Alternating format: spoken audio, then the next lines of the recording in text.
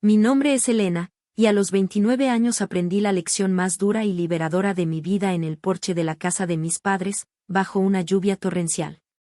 Nunca imaginé que la persona que juró amar a mi hijo como si fuera suyo sería la misma que le levantaría la mano, y que las personas que debían protegerlo incondicionalmente se reirían de su dolor. Pero esa risa helada y despectiva fue el catalizador que quemó el viejo mundo que conocía y me obligó a construir uno nuevo sobre sus cenizas, uno donde la seguridad de mi hijo era la única ley.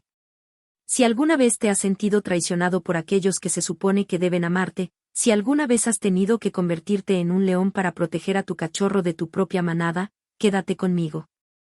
Déjame saber desde dónde estás viendo en los comentarios, porque tu historia importa. Denle al botón de me gusta, y suscríbanse, porque esta es una historia para todos los que han tenido que elegir entre la familia en la que nacieron y la paz que merecen. Pero antes de contarles cómo una tarde lluviosa de domingo cambió nuestras vidas para siempre, déjenme llevarlos al principio, a la raíz de todo, para que entiendan que el diluvio no comenzó con la lluvia, sino con años de pequeñas gotas de indiferencia y favoritismo. Crecer en mi familia siempre fue como caminar en una balanza perpetuamente desequilibrada. Yo era la hija mayor, la responsable, la que entendía las cosas sin necesidad de explicación. Nací con un alma vieja, o eso decían todos. Desde pequeña, me encargaba de mis tareas, sacaba buenas notas y rara vez causaba problemas. Era la hija fácil, la predecible, la que servía como punto de anclaje para el caos que a menudo giraba en nuestro hogar. Y el epicentro de ese caos era casi siempre mi hermana menor, Sofía. Sofía era el sol en el sistema solar de nuestra familia. Brillante, magnética, impredecible y, a menudo, destructiva. Era 2 años menor que yo, pero parecía tener una década de ventaja en cuanto a saber cómo conseguir exactamente lo que quería. Tenía el cabello rubio de mi madre y los ojos azules de mi padre, una combinación que parecía otorgarle una especie de inmunidad diplomática. Si yo rompía un plato, era torpe y recibía un sermón sobre el valor del dinero. Si Sofía rompía 3, era porque tiene tanta energía, pobrecita, y se reían de su espíritu libre. Recuerdo un incidente cuando yo tenía unos 10 años y ella 8. Había pasado semanas ahorrando mi pequeña asignación para comprar un juego de lápices de colores de calidad profesional. No eran muchos, solo una caja de 24, pero para mí eran un tesoro. Amaba dibujar, era mi escape, mi mundo secreto. Una tarde, llegué a casa de la escuela y encontré a Sofía en nuestra habitación, con mis preciosos lápices esparcidos por el suelo. Había usado el afilado color azul cobalto para dibujar en la pared blanca de nuestra habitación, y había roto las puntas de al menos la mitad de los demás al presionar demasiado fuerte sobre un cuaderno. Sentí que el suelo se abría bajo mis pies. Cuando la confronté, con lágrimas de rabia e impotencia en los ojos, ella simplemente se encogió de hombros. Solo quería dibujar, dijo con un mohín. Cuando mis padres llegaron a casa, le mostré la pared y los lápices rotos. Mi padre suspiró y dijo la frase que se convertiría en la banda sonora de mi infancia: «Ay, Elena, ¿sabes cómo es Sofía? Es impulsiva». Mi madre añadió: «No es para tanto, es solo una pared. Y los lápices se pueden reemplazar. Deberías haberlos guardado mejor si eran tan importantes para ti». No hubo disculpa. No hubo consecuencias para Sofía. Solo una lección para mí: mis sentimientos eran una exageración, mis posesiones eran prescindibles y la responsabilidad de proteger mis cosas de mi hermana era mía, no de ella de respetarlas. Esa noche, mientras limpiaba la pared con un trapo húmedo y trataba de afilar las puntas rotas de mis lápices, entendí que en nuestra familia existían 2 conjuntos de reglas. Este patrón se repitió hasta el infinito. En la adolescencia, si yo llegaba tarde a casa, me castigaban durante una semana. Si Sofía no aparecía hasta la madrugada, mis padres pasaban la noche preocupados, pero a la mañana siguiente todo se reducía a un «estamos tan contentos de que estés bien». Ella podía tomar prestada mi ropa sin preguntar y devolverla manchada o rota, y yo era la egoísta si me quejaba. Podía gritarles y dar portazos, y era su temperamento artístico. Si yo levantaba la voz, por mínima que fuera, era una irrespetuosa. Aprendí a tragarme mi frustración, a construir muros internos para proteger mi corazón de la constante invalidación. Me volví autosuficiente hasta el extremo, porque sabía que no podía contar con el apoyo o la justicia de mis propios padres cuando se trataba de mi hermana. Ellos la amaban, de eso no tengo duda, pero su amor por ella era ciego, permisivo y, en última instancia, perjudicial para todos nosotros. La criaron para que creyera que el mundo debía adaptarse a sus caprichos, y que las disculpas eran para los demás. Cuando me fui a la universidad, sentí por primera vez lo que era respirar aire limpio.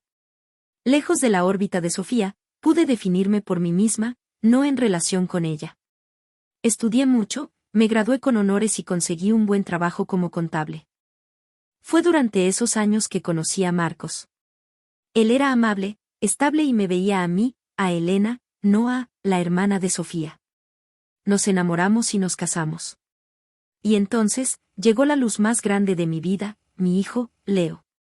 Desde el momento en que sostuve a Leo en mis brazos, supe que mi propósito en la vida había cambiado.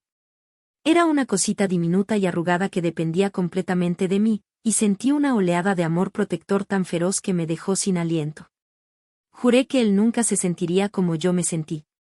Juré que siempre sería visto, escuchado y validado. Su mundo sería seguro. Trágicamente, Marcos falleció en un accidente de coche cuando Leo apenas tenía 2 años. El dolor fue un océano que amenazó con ahogarme. Me encontré de repente viuda y madre soltera, navegando por un mar de pena y responsabilidades. Mi familia, a su manera, trató de ayudar. Mis padres se ofrecían a cuidar de Leo, y Sofía, que para entonces trabajaba esporádicamente como diseñadora gráfica, a veces aparecía con un regalo caro para él, como para marcar una casilla en su lista de cosas que hace una buena tía. Pero incluso en mi duelo, la vieja dinámica resurgió. Deberías volver a salir, Elena, decía mi madre apenas unos meses después. No puedes quedarte sola para siempre. Sofía, por su parte, parecía resentir la atención que mi tragedia generaba. Todo el mundo siempre está preocupado por ti, me dijo una vez, con un tono amargo que no se molestó en ocultar. A pesar de todo, me aferré a Leo. Él era mi ancla, mi razón para levantarme cada mañana. Nos mudamos a un apartamento más pequeño pero acogedor, y construimos nuestro propio pequeño universo para 2. Un universo lleno de bloques de construcción, cuentos antes de dormir, risas estruendosas y un amor incondicional. Leo creció hasta convertirse en un niño de 5 años lleno de vida. Tenía una energía inagotable, una curiosidad infinita y una risa que podía iluminar la habitación más oscura. Era ruidoso, sí. Amaba correr, saltar y hacer sonidos de dinosaurios y cohetes espaciales. Para mí, esos sonidos eran la música más hermosa del mundo. Eran el sonido de una infancia feliz y sin inhibiciones. Para otros, como pronto descubriría, eran una molestia que merecía ser castigada. El catalizador de todo fue el 55º cumpleaños de mi padre. Mis padres decidieron organizar un almuerzo familiar un domingo.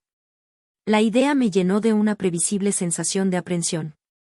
Las reuniones familiares se habían vuelto cada vez más tensas. Sofía, que acababa de romper con otro novio y estaba estresada por un proyecto de trabajo, había estado particularmente irritable en las últimas semanas. Cada pequeña cosa parecía encender su mecha. Llamé a mi madre para intentar excusarme. Mamá, quizás Leo y yo pasemos más tarde a dejar el regalo. Leo ha estado un poco resfriado y no quiero que moleste. Era una mentira a medias. Leo estaba perfectamente bien, pero yo estaba tratando de protegerlo, y a mí misma, de la atmósfera tóxica que sabía que nos esperaba. La respuesta de mi madre fue la de siempre. Elena, no seas tan dramática. Es el cumpleaños de tu padre. Quiere a toda su familia aquí. Sofía solo necesita relajarse, y ver a su sobrino la animará. Además, ¿qué podría pasar? ¿Qué podría pasar? Esa pregunta resonaría en mi cabeza durante meses, una burla cruel de mi propia ingenuidad al pensar que tal vez, solo tal vez, esta vez sería diferente.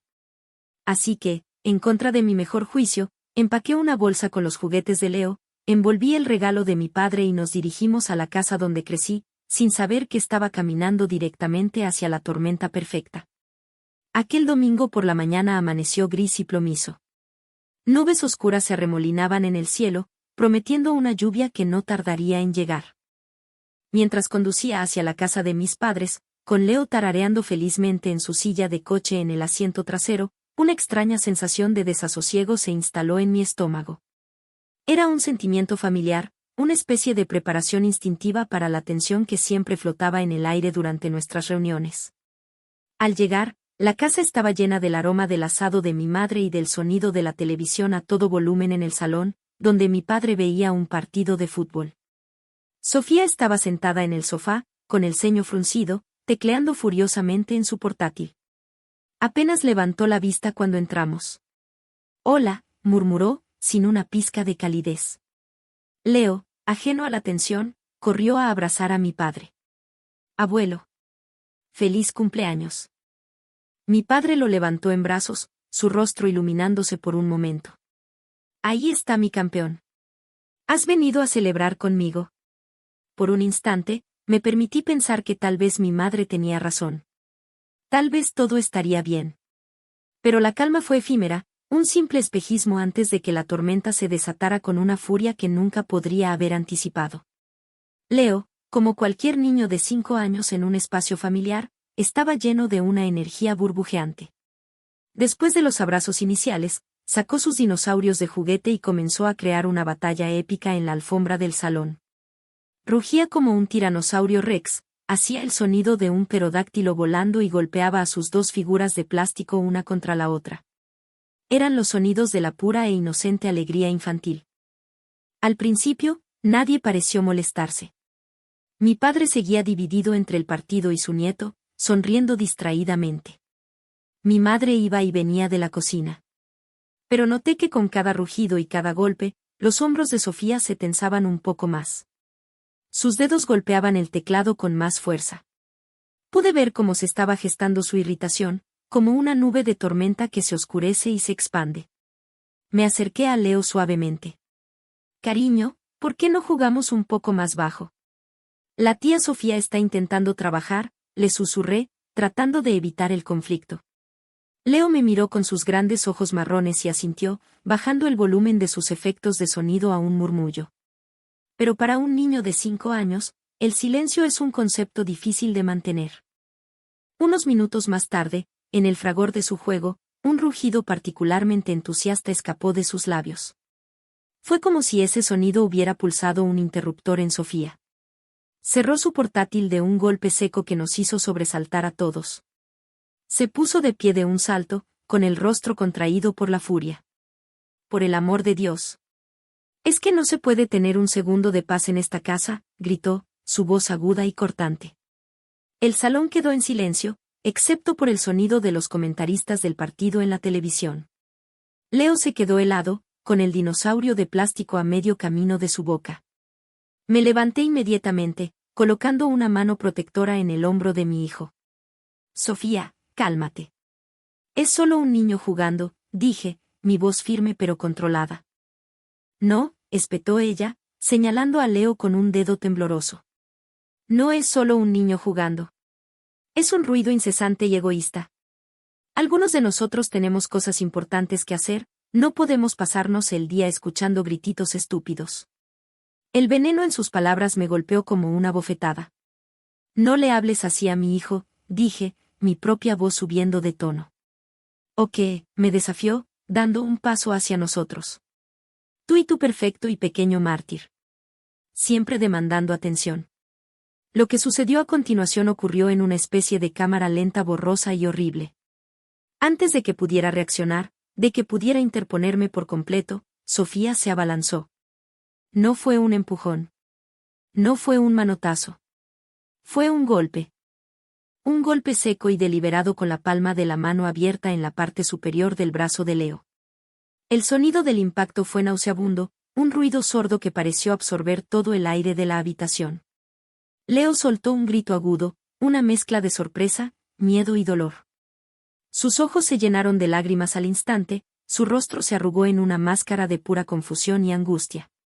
Se agarró el brazo, mirándome con una expresión que me perseguirá por el resto de mis días. Era la mirada de un niño cuya fe en la seguridad del mundo acaba de ser destrozada. Pero Sofía no había terminado. ciega de rabia, agarró a mi hijo, que sollozaba, por el brazo sano. Lo arrastró hacia la puerta principal, ignorando mis gritos de «suéltalo». «Sofía, suéltalo ahora mismo». Abrió la puerta de golpe, revelando la cortina de lluvia que ahora caía con fuerza del cielo gris. Y entonces, lo empujó. Empujó a mi hijo de 5 años, que lloraba desconsoladamente, fuera de la casa. «Si vas a hacer tanto ruido, hazlo afuera», gritó por encima del sonido de la lluvia. Y cerró la puerta de un portazo. El silencio que siguió al portazo fue el más ensordecedor que he experimentado en mi vida. Durante un segundo, el mundo entero pareció detenerse. Me quedé paralizada, mirando la puerta de madera maciza que ahora separaba a mi hijo del calor y la seguridad. A través del pequeño panel de vidrio en la parte superior, podía ver la figura borrosa de Leo, de pie en el porche, empapándose bajo la lluvia helada, su pequeño cuerpo sacudido por los sollozos. El sonido de su llanto, ahogado por la madera y el cristal, era un cuchillo que se retorcía en mi corazón. Y entonces, miré a mi alrededor. Miré a las personas que se suponía que eran mi familia. Sofía estaba de pie junto a la puerta, con el pecho subiendo y bajando, una expresión de furia justiciera en su rostro. Pero fue la reacción de mis padres lo que rompió algo fundamental dentro de mí, algo que nunca podría ser reparado. Mi padre, que había apartado la vista del partido, sacudió la cabeza. Y luego, una pequeña risa escapó de sus labios. Una risa seca y condescendiente. «Ay, esa Sofía», dijo, como si estuviera comentando una travesura adorable. «¿Qué carácter tiene?». Mi madre, de pie en el umbral de la cocina con un paño de cocina en la mano, suspiró. Pero no era un suspiro de horror o preocupación. Era un suspiro de exasperación, dirigido a mí. «Bueno, Elena», dijo, con un tono de cansancio. Hay que admitir que Leo estaba siendo un poco revoltoso. Sofía está muy estresada con su trabajo. Se rieron. No fue una carcajada, sino algo mucho peor. Fue una risa de desdén. Una risa que minimizaba, que excusaba, que borraba la violencia que acababa de presenciar. En ese instante, vi con una claridad aterradora que para ellos, el arrebato violento de Sofía y la comodidad de ella eran más importantes que el dolor, el miedo y la humillación de mi hijo. El llanto de mi hijo de 5 años, abandonado bajo la lluvia, era simplemente el precio que había que pagar por la paz de Sofía. Y en ese momento, el shock que me había paralizado se hizo añicos, reemplazado por una ola de furia tan pura y helada que sentí que podría congelar el sol. No era una ira caliente e impulsiva como la de Sofía. Era una ira fría, profunda y antigua. La ira de una madre cuyo cachorro había sido herido. El mundo volvió a enfocarse, y solo había una cosa que importaba. Corrí hacia la puerta, la abrí de un tirón y me arrodillé en el porche mojado. Leo se lanzó a mis brazos, empapado, temblando de frío y de miedo. «Mami», sollozó contra mi cuello, «la tía Sofía me pegó. Me duele». Lo levanté en brazos, su pequeño cuerpo tembloroso contra el mío, y volví a entrar en la casa, dejando un rastro de agua de lluvia en el suelo de madera. No dije una palabra. Lo llevé directamente al baño, le quité la ropa mojada y lo envolví en la toalla más grande y suave que pude encontrar. Mientras lo secaba, vi la marca roja que florecía en su pequeño brazo. La huella de la mano de mi hermana impresa en la piel de mi hijo. Y la furia se solidificó en una resolución dura como el diamante.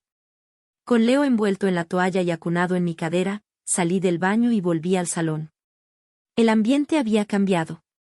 La risa había muerto. Mi padre había bajado el volumen de la televisión. Mi madre me miraba con una expresión de cautela. Sofía se había cruzado de brazos, su postura todavía desafiante, pero con un atisbo de incertidumbre en sus ojos. Mi voz, cuando hablé, no tembló. Era baja, controlada y llena de un acero que ni yo misma sabía que poseía. Me dirigí directamente a Sofía. «Le pusiste una mano encima a mi hijo», dije, cada palabra cayendo como una lasca de hielo. «Lo golpeaste. Y lo echaste a la lluvia como si fuera un animal». Sofía resopló. «Oh, por favor». Fue solo una nalgada en el brazo. Estaba fuera de control. «Estaba jugando», repliqué, mi voz sin alterarse. Era un niño de 5 años siendo un niño de 5 años en casa de sus abuelos. Y tú lo agrediste. La palabra, agrediste, flotó en el aire, pesada y fea. Sofía retrocedió como si la hubiera abofeteado. Luego, giré mi mirada hacia mis padres. Y ustedes, continué, mi voz ahora impregnada de un dolor y una incredulidad que me quemaban la garganta. Ustedes se rieron. Escucharon a su nieto llorar de dolor y miedo, lo vieron ser arrojado a la lluvia, y se rieron. Mi madre dio un paso adelante, retorciendo el paño de cocina en sus manos. Elena, estás exagerando. Nadie se estaba riendo de Leo. Solo comentábamos el temperamento de Sofía. ¿Sabes cómo se pone cuando está bajo presión?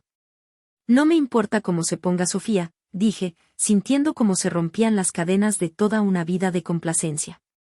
No me importa su estrés, ni sus novios, ni sus proyectos de trabajo. Nada de eso le da derecho a tocar a mi hijo. Nada. Él también tiene que aprender a comportarse, intervino mi padre, su tono volviéndose defensivo. No puede simplemente hacer lo que quiera todo el tiempo. El mundo no funciona así. El absurdo de sus palabras me dejó sin aliento. ¿El mundo no funciona así? Están defendiendo a una adulta que golpeó a un niño porque hacía demasiado ruido, y me están diciendo que mi hijo de 5 años es el que necesita aprender cómo funciona el mundo. Miré sus rostros, uno por uno. El de Sofía, todavía lleno de justificación propia. El de mi padre, terco y encerrado en su visión del mundo. El de mi madre, suplicante, queriendo que todo volviera a la normalidad, que la alfombra fuera lo suficientemente grande como para barrer esto debajo de ella. Y en ese momento, lo entendí. No iban a cambiar. No iban a ver el horror de lo que había sucedido. Para ellos, yo era la que estaba equivocada. Yo era la que estaba haciendo un drama. Mi hijo no estaba seguro aquí. No emocionalmente. No físicamente. La decisión se tomó en un instante, no con mi mente, sino con cada fibra de mi ser. Nos vamos, anuncié, mi voz resonando con una finalidad que lo sorprendió. Di la vuelta y caminé hacia la habitación de invitados donde había dejado nuestra bolsa. Leo se aferró a mí, su rostro enterrado en mi hombro, todavía temblando ligeramente. Con una mano, torpemente, metí sus dinosaurios y mi bolso en la bolsa. Pude oír a mi madre siguiéndome. Elena, no seas ridícula. Está lloviendo a cántaros. ¿A dónde vas a ir? A casa, dije sin mirarla. A nuestro hogar. ¿Dónde mi hijo está a salvo? Hablaremos de esto mañana, cuando todos se hayan calmado, dijo mi padre desde la puerta del salón. Su tono era el de un hombre que esperaba ser obedecido. Fue la gota que colmó el vaso. Me di la vuelta lentamente, enfrentándolos a todos una última vez. No, dije, y la palabra fue tan afilada como un trozo de cristal roto. No hay nada de qué hablar. Hoy me han mostrado, con una claridad absoluta, quiénes son y qué valoran. Han elegido. Han elegido la comodidad de Sofía por encima de la seguridad de Leo. Han elegido sus excusas por encima de su dolor. Y ahora, yo elijo. Elijo a mi hijo. Caminé hacia la puerta principal, sin desviar la mirada de sus rostros atónitos. Sofía parecía confundida, como si no pudiera procesar que su rabieta tuviera consecuencias reales. Mis padres parecían conmocionados. Conmocionados no por sus acciones, sino por mi reacción. Por mi insubordinación. Abrí la puerta. La lluvia seguía cayendo, pero ya no me parecía amenazante. Se sentía como una limpieza. No nos llamen, dije en voz baja pero firme. No vengan. Necesitamos espacio. Necesitamos estar lejos de ustedes. Y sin otra palabra, salí al aire húmedo y frío, cerrando la puerta detrás de mí, no con un portazo, sino con un clic suave y definitivo. El sonido de un final. Y un comienzo. El viaje a casa fue un borrón de limpiaparabrisas rítmicos y el suave peso de Leo durmiendo en su silla de coche. Había dejado de llorar, agotado por la conmoción y la emoción, y se había quedado dormido casi tan pronto como lo abroché. Cada semáforo en rojo, cada destello de las luces de otros coches en el asfalto mojado, me daba un momento para procesar la enormidad de lo que acababa de hacer. Había roto con mi familia. Había cortado el cordón umbilical, no de una manera gradual y saludable, sino con un hachazo brusco y necesario. Una parte de mí estaba aterrorizada. La niña pequeña que aún vivía dentro de mí gritaba en silencio, anhelando la aprobación de sus padres, la normalidad de una familia unida. Pero la mujer, la madre en la que me había convertido, estaba tranquila. Una calma extraña y sólida se había asentado en mi pecho. Era la certeza absoluta de haber hecho lo correcto. Había protegido a mi hijo. Esa era mi única brújula ahora, el único norte verdadero en mi mapa. Al llegar a nuestro pequeño apartamento, la sensación de santuario fue abrumadora. El aire aquí era diferente. Era nuestro. No estaba contaminado por juicios, excusas o favoritismos. Llevé a Leo, que seguía durmiendo, a su habitación. Lo acosté en su cama, lo arropé hasta la barbilla y me quedé mirándolo durante mucho tiempo. Su rostro, tan pacífico en el sueño, contrastaba brutalmente con la imagen de su cara arrugada por el llanto bajo la lluvia. Le besé la frente y susurré una promesa al aire silencioso de la habitación: nunca más, mi amor. Nunca más dejaré que nadie te haga daño así. Después de cerrar suavemente su puerta, me derrumbé.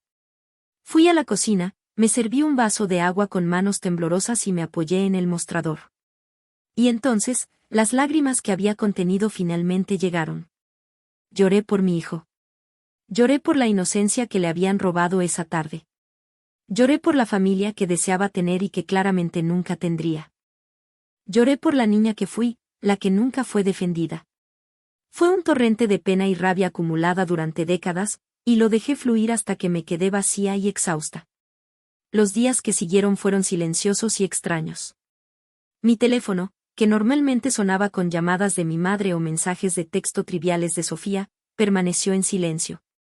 Era un silencio ensordecedor, una prueba de que, en sus mentes, yo era la que estaba equivocada, la que tenía que volver arrastrándose y disculparse por haber alterado su cómodo desequilibrio. La ausencia de su contacto era, a la vez, un alivio y una confirmación dolorosa de todo lo que había sentido. Estaba sola en esto. O eso creía. Al tercer día, mi teléfono finalmente sonó. El nombre que apareció en la pantalla no era el de mi madre ni el de mi hermana, sino el de mi tía Clara, la hermana menor de mi padre. Siempre había tenido una relación cordial pero algo distante con ella. Vivía en otra ciudad y no la veíamos a menudo, pero siempre me había parecido la más sensata y observadora de la familia. Dudé antes de contestar. Hola, dije, mi voz cautelosa. Elena, cariño, soy Clara, dijo su voz cálida y sin pretensiones. Tu madre me llamó. Me contó su versión de lo que pasó el domingo. Hizo una pausa. Y quería llamarte para escuchar la tuya. Con una extraña sensación de alivio, se lo conté todo. Sin exageraciones, sin adornos. Le conté los rugidos del dinosaurio, la furia de Sofía, el sonido del golpe, el portazo, la lluvia y, lo peor de todo, la risa. Cuando terminé, hubo un silencio en la línea, pero no era el silencio acusador de mis padres. Era un silencio pensativo y empático. Dios mío, Elena, dijo finalmente, y su voz estaba llena de una emoción genuina. Eso es monstruoso. Es absolutamente inaceptable. Las lágrimas volvieron a mis ojos, pero esta vez eran de alivio. La validación. Alguien más lo veía. No estaba loca. No estaba haciendo un drama. Tu madre dice que estás exagerando, que fue solo un momento de estrés, continuó Clara. Pero golpear a un niño y echarlo a la lluvia no es estrés, Elena. Es abuso. Y que tus padres se rían de ello. Me rompe el corazón. Lo siento mucho, cariño. Hiciste absolutamente lo correcto al irte. Protegiste a tu hijo. Hablamos durante casi una hora. Me contó historias de su propia infancia con mi padre, como él siempre había sido incapaz de enfrentarse a los conflictos y como mi madre siempre había puesto las necesidades de los demás por encima de la justicia. Me contó cómo habían malcriado a Sofía desde el principio, creando a una persona que genuinamente creía que no se le aplicaban las reglas.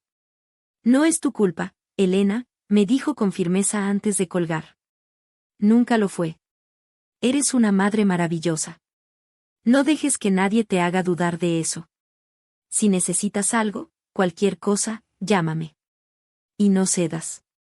No hasta que entiendan de verdad la gravedad de lo que hicieron. Colgar el teléfono fue como si me hubieran quitado un peso enorme de los hombros.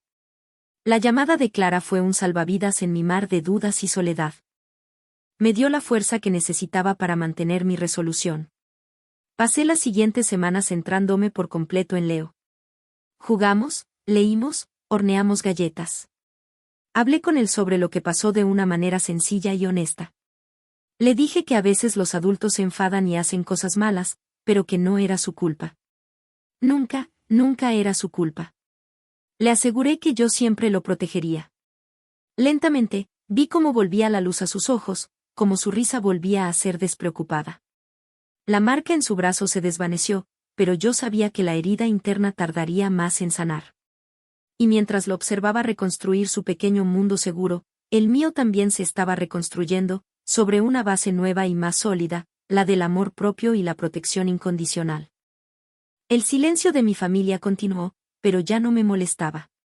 Se había convertido en el sonido de mi paz. Pasaron casi 2 meses. 2 meses de una paz casi surrealista. Me había acostumbrado a la ausencia de llamadas dominicales obligatorias, a la falta de mensajes de texto pasivo-agresivos de Sofía. Mi vida se había simplificado, reduciéndose a lo esencial, mi trabajo, mi hijo, nuestro hogar.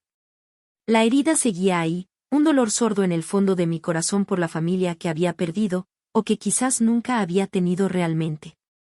Pero cada día que pasaba, la cicatriz se sentía un poco más fuerte. Leo estaba floreciendo. Era como si, lejos de la atmósfera opresiva de mis padres y mi hermana, finalmente tuviera espacio para ser él mismo sin miedo a ser demasiado. Hablamos con una consejera infantil un par de veces, quien me dio herramientas para ayudarlo a procesar el incidente y me aseguró que mi decisión de crear distancia había sido la más saludable para él. La vida era tranquila. Pero sabía que la calma no duraría para siempre. El elefante en la habitación no era un elefante, era una fecha en el calendario que se acercaba inexorablemente, la Navidad.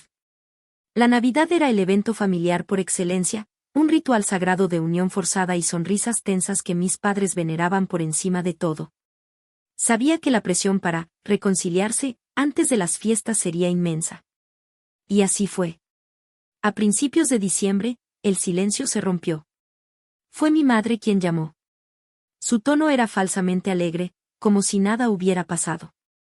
¿Elena? Cariño, ¿cómo están? Hace tanto que no hablamos. Sentí una oleada de la vieja ira. Hemos estado bien, mamá. Tranquilos, respondí, manteniendo mi voz neutral. Bueno, qué bien, dijo, y luego fue directa al grano. Estaba llamando por los planes de Navidad. Tu padre y yo queremos que todos vengan a cenar en Nochebuena, como siempre. Tu abuela vendrá, y realmente quiere verlos a ti y a Leo. La manipulación era tan obvia que casi me reí. Usar a mi abuela, a quien yo adoraba, como palanca. Mamá, dije con calma, no creo que eso sea posible este año. Hubo un silencio atónito en la otra línea. ¿Qué quieres decir con que no es posible? Es Navidad. La familia tiene que estar unida en Navidad. La familia tiene que estar segura y ser respetuosa el uno con el otro todos los días del año, no solo en Navidad, repliqué. Y lo que pasó en el cumpleaños de papá no ha sido resuelto. Pude oírla suspirar, el familiar sonido de la frustración. Elena, ¿vamos a seguir con esto? Sofía ha estado muy arrepentida. Mentira. Si Sofía estuviera arrepentida, me habría llamado ella misma. Está bien, mamá, dije, tomando una decisión repentina. Hablemos. Pero no por teléfono. Y no sobre la Navidad. Sobre lo que pasó. Y no seré solo yo. Quiero que papá y Sofía también estén allí. Aceptaron, probablemente pensando que esta era mi forma de capitular. Sugerí un lugar neutral, una pequeña cafetería a medio camino entre nuestras casas, pero mi padre insistió en que fuera en su casa. Estos son asuntos familiares, Elena. Se discuten en casa. Acepté, pero con una condición: iré sola. Leo no estará allí. Esto es entre los adultos. Ir a esa casa de nuevo se sentía como entrar en la jaula de león. Pero esta vez, no era la misma mujer asustada y conmocionada que había huido bajo la lluvia. Había pasado 2 meses forjando mi armadura. Había hablado con mi tía Clara varias veces, quien me había animado a mantenerme firme. Había ensayado lo que quería decir en mi cabeza una y otra vez. No iba a gritar. No iba a llorar. Iba a decir mi verdad con una calma que sería más poderosa que cualquier arrebato emocional. El día de la cumbre familiar, me vestí con ropa que me hacía sentir segura y profesional. Me miré en el espejo antes de salir. La mujer que me devolvía la mirada tenía los ojos cansados, pero había una nueva fuerza en su mandíbula, una nueva claridad en su mirada. Besé a Leo, que se quedaba con una amiga de confianza, y le prometí que volvería pronto. Sé valiente, mami, me dijo, sin entender del todo la situación, pero sintiendo su importancia. Sus palabras fueron el talismán que necesité. Conduje hacia la casa de mis padres, no con aprensión, sino con un extraño sentido de propósito. La batalla final estaba a punto de comenzar. Cuando llegué, los 3 estaban sentados en el salón, en los mismos lugares que ocupaban el día del incidente. La escena era una réplica casi perfecta, pero la energía era completamente diferente. No había partido de fútbol, no había portátil. Solo un silencio tenso y expectante. Me senté en el sillón frente a ellos, creando una distancia deliberada. Mi madre fue la primera en hablar, con su habitual tono de pacificadora forzada. Bueno, estamos aquí. Estoy tan contenta de que podamos resolver esto como una familia. Mi padre asintió, con una expresión severa. Ya es hora. Toda esta situación ha sido ridícula. Sofía miraba por la ventana, evitando mi mirada, con los brazos cruzados en una postura defensiva. Tomé una respiración profunda y comencé. Mi voz era tranquila, mesurada. No estoy aquí para resolver esto, en el sentido de pretender que no pasó nada y volver a la normalidad. Estoy aquí para que entiendan, de una vez por todas, el daño que causaron. Comencé a hablar, y no me detuve. No les di la oportunidad de interrumpir con sus excusas y minimizaciones. Les conté, con un detalle clínico y doloroso, cómo se había sentido esa tarde desde mi perspectiva y, lo que es más importante, desde la de Leo. No fue un poco revoltoso, dije, mirando a mi madre. Fue la alegría de un niño. Y no fue una nalgada en el brazo, continué, girándome hacia Sofía. Fue un golpe. Un acto de violencia de una adulta de casi 30 años contra un niño de 5. Un acto que dejó una marca roja en su piel y una herida mucho más profunda en su confianza. Luego, me dirigí a los 3. Pero la parte que rompió mi alma no fue el golpe. Fue la risa. Fue el portazo. Fue el abandono. En ese momento, no solo le fallaron a Leo. Me fallaron a mí. Destrozaron la idea que tenía de ustedes como abuelos, como padres, como una tía. Me mostraron que en su jerarquía de necesidades, la comodidad de Sofía siempre estará por encima de la seguridad y el bienestar de mi hijo. Sofía finalmente estalló. Oh, por el amor de Dios, Elena. Siempre tan dramática. Fue un mal día. Estaba estresada. Tu estrés no es una excusa, la interrumpí, mi voz subiendo un poco por primera vez, pero aún controlada. Todos tenemos malos días. Todos nos estresamos. La diferencia es que la mayoría de nosotros aprendemos a manejar esas emociones sin agredir físicamente a los niños. Lo que hiciste no fue un error momentáneo, Sofía. Fue la culminación de toda una vida en la que te han enseñado que tus sentimientos son los únicos que importan, que tus rabietas son aceptables y que el mundo debe caminar de puntillas a tu alrededor. Luego miré a mis padres. Y ustedes son los arquitectos de eso. Al reírse, al excusarla, al intentar culpar a un niño de 5 años, le enviaron un mensaje muy claro a ella: lo que hiciste está bien. Y me enviaron un mensaje muy claro a mí: el dolor de tu hijo no importa. Me mostraron ese día quiénes son, y esta vez, les creí. El aire en la habitación era denso, pesado con verdades no dichas durante años. Mi padre intentó tomar su postura habitual de autoridad. Elena, creo que ya has dejado claro tu punto. Ahora, ¿podemos hablar de cómo vamos a seguir adelante? La Navidad está a la vuelta de la esquina. No, lo corté, y esta vez mi voz era tan afilada como el hielo. No han entendido nada. No se trata de seguir adelante. Se trata de un cambio fundamental. Esto no es algo que se arregle con una cena de Nochebuena y regalos debajo del árbol. Hice una pausa, reuniendo toda mi fuerza para la declaración final. Leo y yo no volveremos a un entorno en el que él no esté 100% seguro y yo no sea respetada. Nuestro contacto con ustedes, si es que hay alguno en el futuro, será en mis términos. Y mis términos son muy simples, pero no negociables. Los tres me miraban fijamente, sus rostros una mezcla de incredulidad y, por primera vez, tal vez un atisbo de miedo. No miedo a mí, sino miedo a la pérdida, a las consecuencias reales. El primer término, dije, mirando directamente a Sofía, es una disculpa. Una disculpa real, sincera y sin excusas. No a mí. A Leo. Tendrás que mirarlo a los ojos y decirle que lo que hiciste estuvo mal, que lo sientes por haberle pegado y por haberlo asustado. Luego miré a mis padres. Y ustedes dos se disculparán con él por haberse reído de su dolor y por no haberlo protegido. Y se disculparán conmigo por una vida entera de invalidarme y por fallarme de la manera más espectacular como padres y abuelos.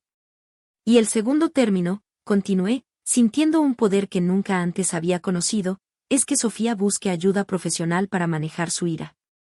Hasta que no pueda demostrar que ha trabajado en sus problemas y que es una persona segura para estar cerca de mi hijo, no habrá visitas sin supervisión. No habrá tiempo a solas con la tía Sofía.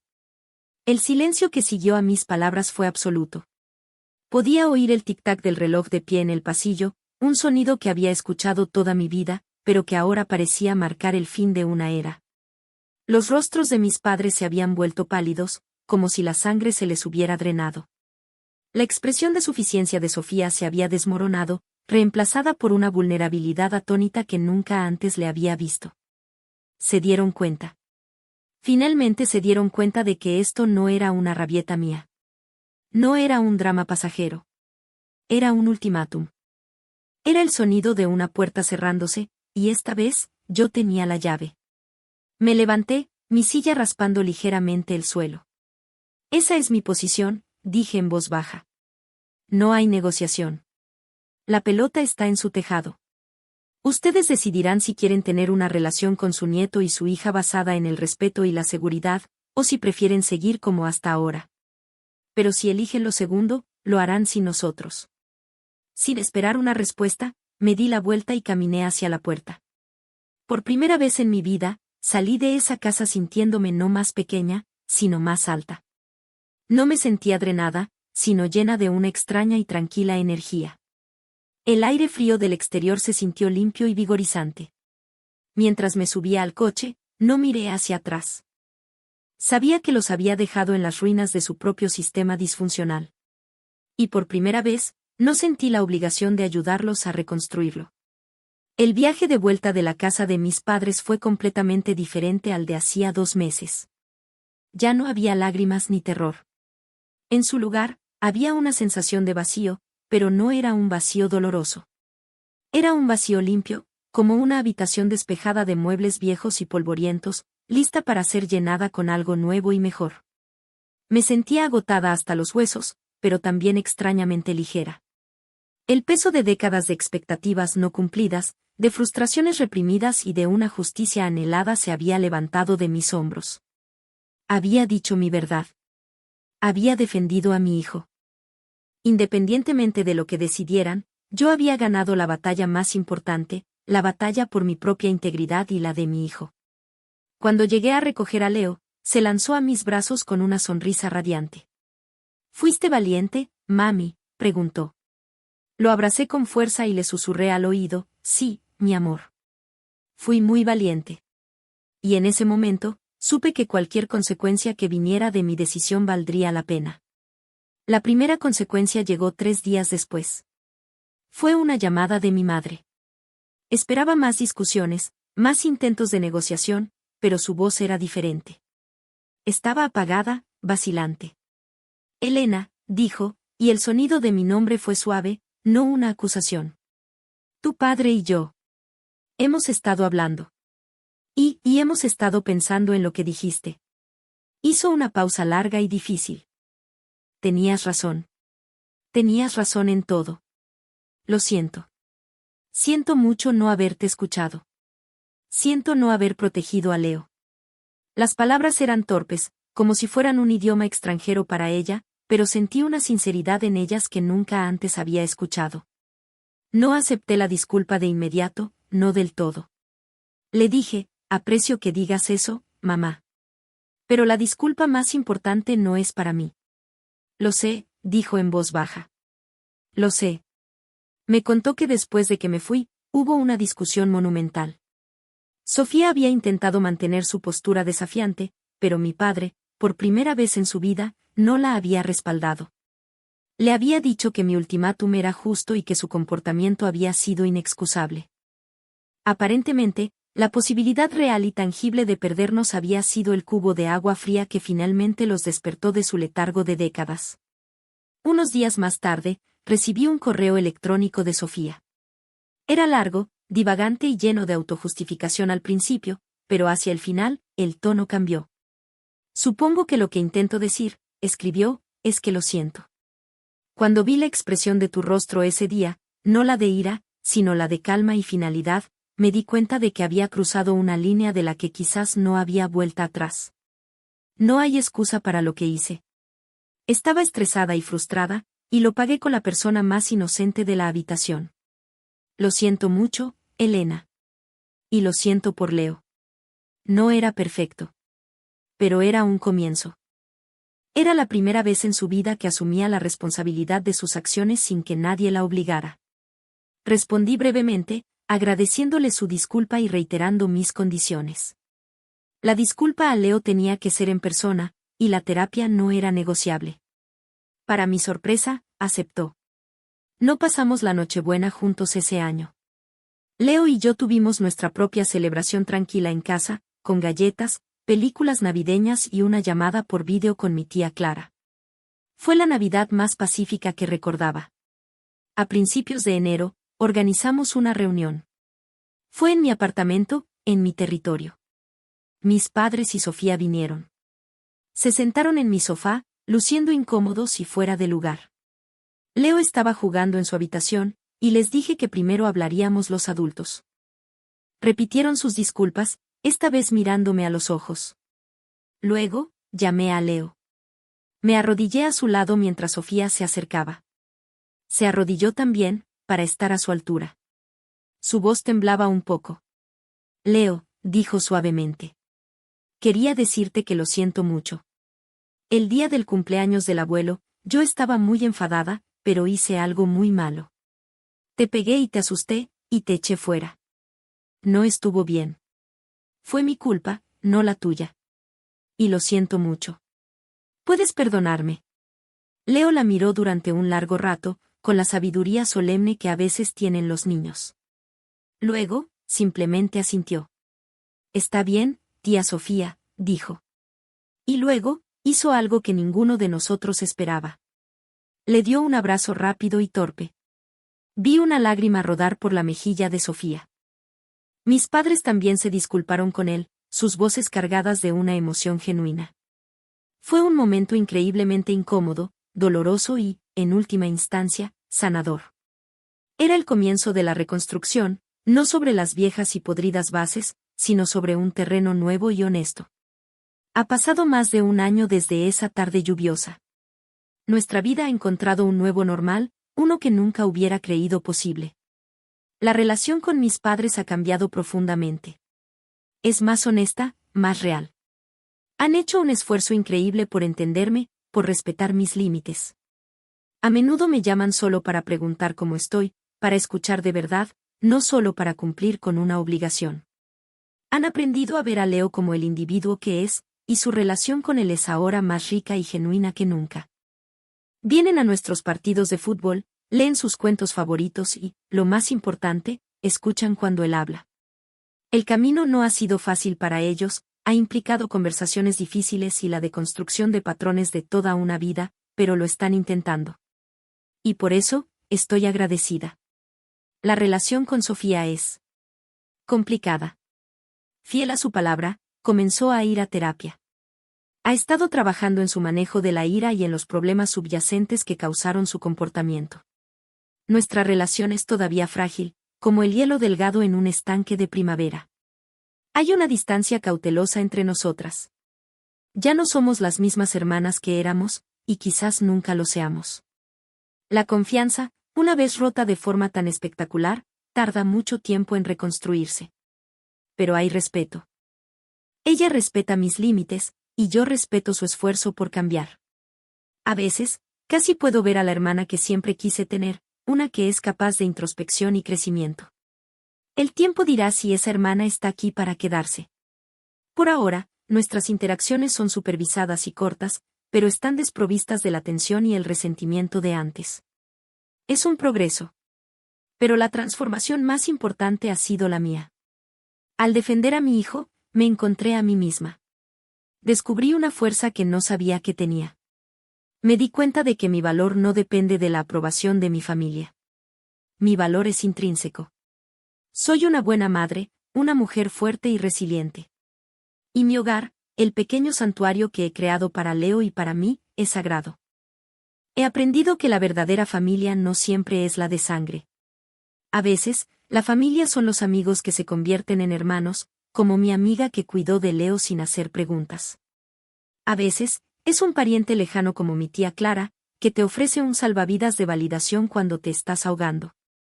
Y a veces, la familia más importante de todas es la que creas tú mismo, en mi caso, una familia de dos contra el mundo.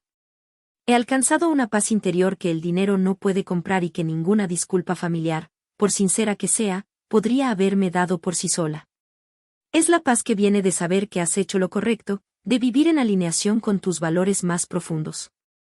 La lección más grande que he aprendido en este viaje es esta: la responsabilidad más sagrada de un padre no es mantener la paz a toda costa. Es ser el refugio seguro de tu hijo. Es enseñarle cómo debe ser tratado al no aceptar nada menos para ti mismo. A veces, eso significa tener las conversaciones más difíciles que puedas imaginar. A veces, significa incendiar puentes para proteger tus propias orillas. Y a veces, significa alejarte de las personas que amas para poder amarte a ti mismo y a tu hijo adecuadamente. No es fácil, pero es necesario. Porque al final del día, la seguridad y la dignidad de un niño no son negociables. Y ahora me dirijo a ustedes, a todos los que han escuchado mi historia hasta el final. ¿Alguna vez han tenido que establecer un límite que parecía imposible para protegerse a sí mismos o a sus seres queridos? ¿Alguna vez se han sentido como la voz solitaria de la razón en un mar de disfunción? Si es así, quiero que compartan su historia en los comentarios. Leamos las experiencias de los demás y recordemos que no estamos solos en estas luchas. No olviden darle al botón de me gusta si este viaje resonó con ustedes y suscríbanse para más historias de resiliencia y empoderamiento. Y por favor, recuerden siempre esto: su paz vale la pena. Su bienestar importa. La seguridad de sus hijos es primordial. Son dignos de respeto, dignos de seguridad y dignos de un amor que no requiere que se encojan para encajar. Gracias por escucharme. Gracias por acompañarme en este viaje.